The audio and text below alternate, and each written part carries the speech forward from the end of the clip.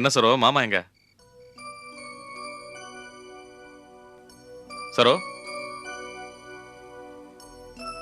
என்னாச்சு? ஏதாவது பிரச்சனையா? சரோ, மாமா எங்க? அப்பா ஊருக்கு போயிட்டாங்க. ஊரு? பணம் எல்லாம் எங்க இருக்கு? வெறும் கையை வீசிட்டு போறதுக்கா பணத்தை கொடுத்து இதெல்லாம் வாங்கினாரு? அப்பா ஒன்னும் வெறும் கையை வீசிக்கிட்டு போல. உங்க அம்மா எங்க அப்பாக்கு நிறையவே கொடுத்து அனுப்பிச்சிருக்காங்க. அதோட சுமையை தாங்க முடியாமதான் அப்பா கனத்த மனசோட போயிருக்காரு. அம்மா இங்க வந்தாங்களா? கேட்ட உடனே வாயை திறந்து சொல்ல முடியலங்க. கூசுது. எங்க அப்பா கூட நீங்க இத்தனை நாள் பழகி இருக்கீங்களே, அவரை பத்தி முழுசா தெரியலனாலும் ஓரளவுக்காவது தெரியும்ல? தெரியும். அப்பா என்ன சூதுவாது தெரிஞ்சவரா?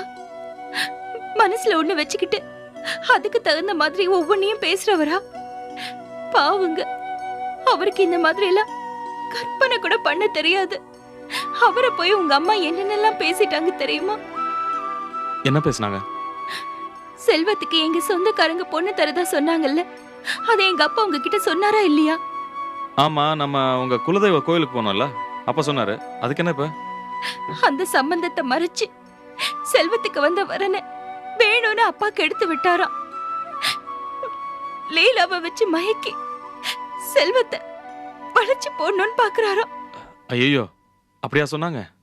இதுக்குதான் இப்படியெல்லாம் வரும்னு நினைச்சுதான் நான் பயந்தேன். லீலா கிட்டயும் செல்வத்துக்கிட்டயும் நான் அப்பப்ப கோவப்பட்டதெல்லாம் இந்த மாதிரி தப்பான பேச்சு வந்துடக்கூடாதுங்கிறதுக்காக தான். இப்ப என்னடானா, நான் எதை நினைச்சு பயந்தனோ அது நடந்துருச்சு. சரி விடு சரோ, அம்மா பத்தி தான் உனக்கு தெரியும்ல. கோவத்துல ஏதோ பேசியிருப்பாங்க. இது தப்பு என் மேலதான். அன்னைக்கு உங்க அப்பா சொன்னதை நான் பெருசா எடுத்துக்கல. ஏன்னா செல்வம் தான் வேண்டான்னு சொல்லிட்டான்ல. அதான் அம்மா கிட்ட சொல்லாம விட்டுட்டேன். அதான் அவங்க தப்பா புரிஞ்சுக்கிட்டு. நீங்க இப்படிதான் சமாதானமா பேசுவீங்கன்னு எனக்கு தெரியும். உங்க அம்மா எது பேசினாலும் அதுல ஒரு காரணத்தை கண்டுபிடிச்சு நியாயப்படுத்துவீங்க. எங்க அப்பாவோட மனசு பூ மாதிரி, அதுல நெருப்பள்ளி கொட்டுற மாதிரி அத்தை பேசிட்டாங்க. மகளை வச்சு மயக்கிறாரா எங்க அப்பா. அவர் முகத்தை பார்த்து எப்படிதான் அத்தைக்கு இப்படி பேச மனசு வந்துச்சோ. விடு சரோ, மாமா பார்த்து நான் பேசிக்கிறேன்.